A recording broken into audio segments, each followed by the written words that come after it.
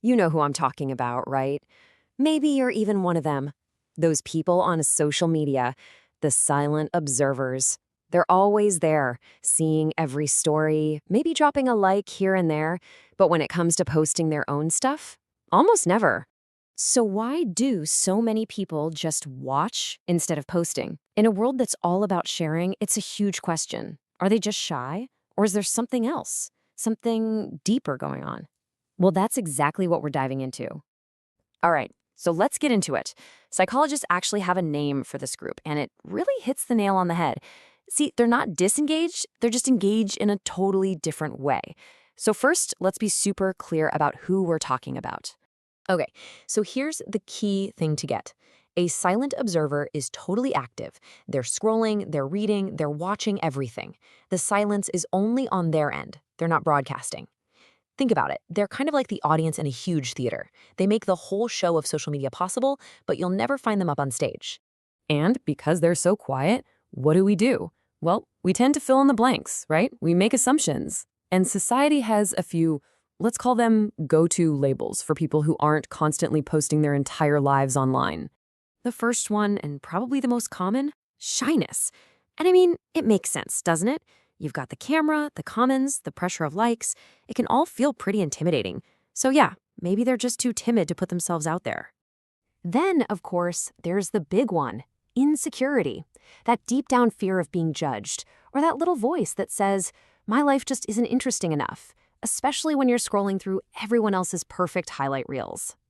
And finally, we get to the harshest label of all, antisocial.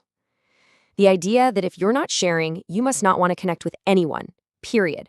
That you're some kind of digital hermit hiding away from the world. But is that the real story? Here's the thing. For a few people, maybe one of those labels fits. But for the vast, vast majority of silent observers, it's not even close.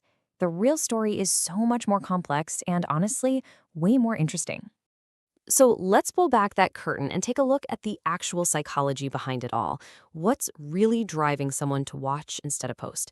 You might be surprised to hear that it often comes down to personality, not fear. This right here, this is where we completely flip the script.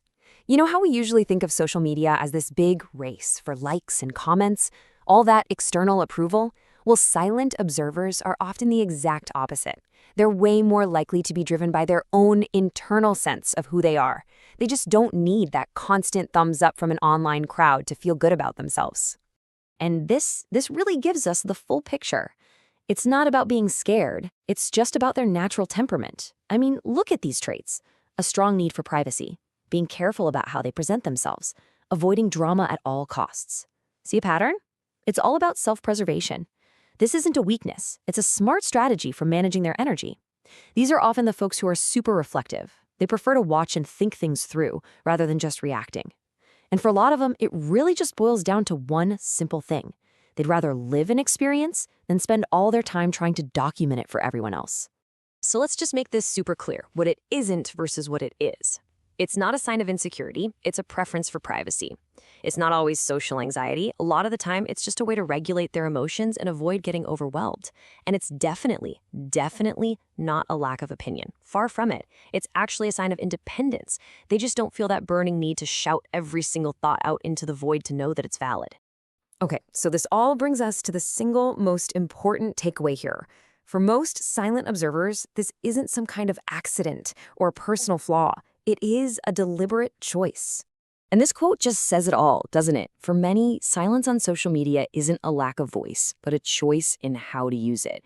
It just reframes the entire conversation.